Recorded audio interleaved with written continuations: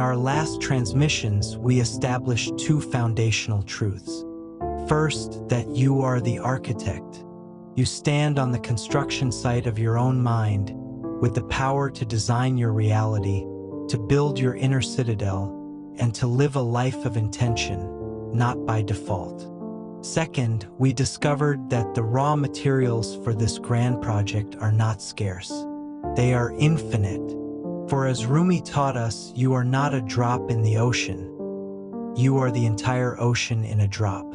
The universe of potential you seek is not outside of you. It is you.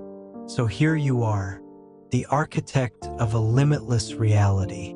The blueprint is in your hand. The tools are at your feet.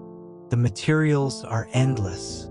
And yet, the work has not begun. The foundation remains undug. The first stone remains unlaid. A shadow falls between the blueprint and the building, between the intention and the action. Why? If you are the architect and you hold the power of the universe within you, who is it that whispers for you to wait until tomorrow? Who convinces you that the comfort of the familiar is safer than the glory of the unknown?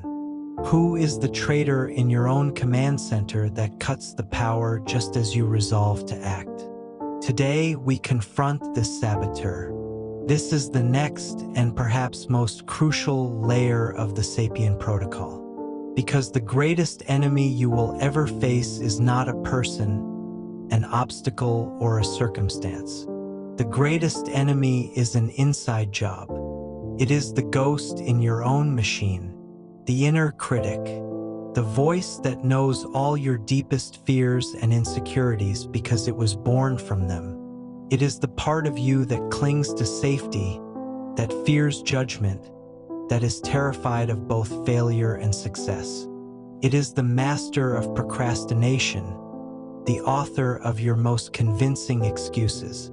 It will tell you that you are not ready, not good enough, not smart enough, not worthy.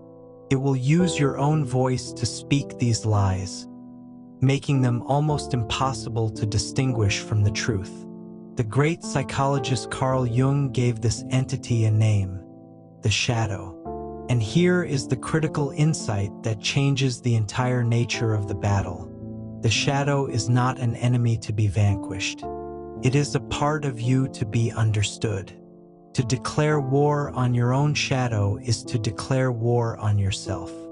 It is a battle you can never win, a fight that will drain all your energy and leave your cathedral unbuilt. The protocol for this war is not one of brute force. It is one of intelligence, of integration. You don't kill the dragon. You learn to ride it.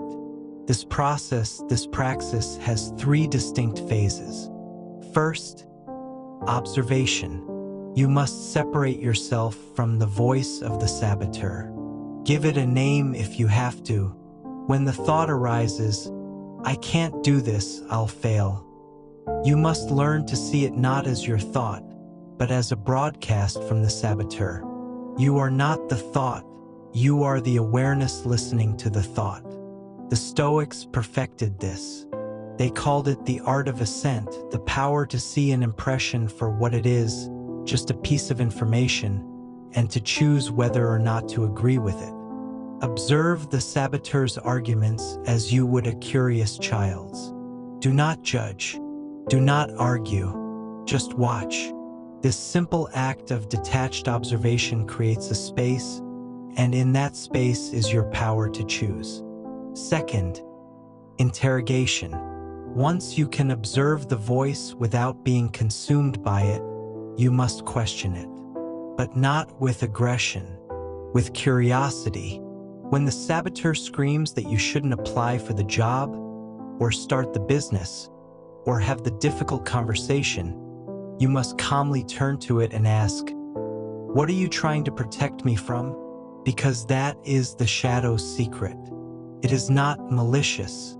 It is a misguided guardian. It is the part of you that remembers the pain of every past failure, every rejection, every embarrassment.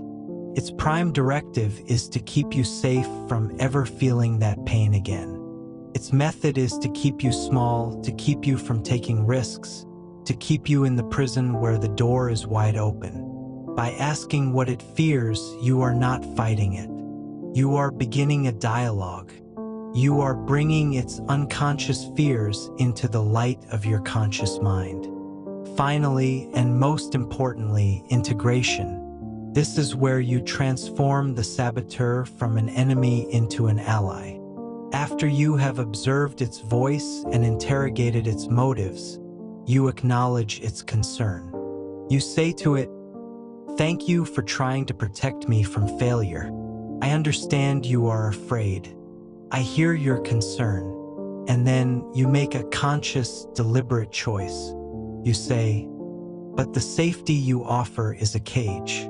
The risk of stagnation is a greater danger than the risk of failure. We are going to do this anyway, and if we fail, we will endure it together." In that moment, you are no longer a house divided.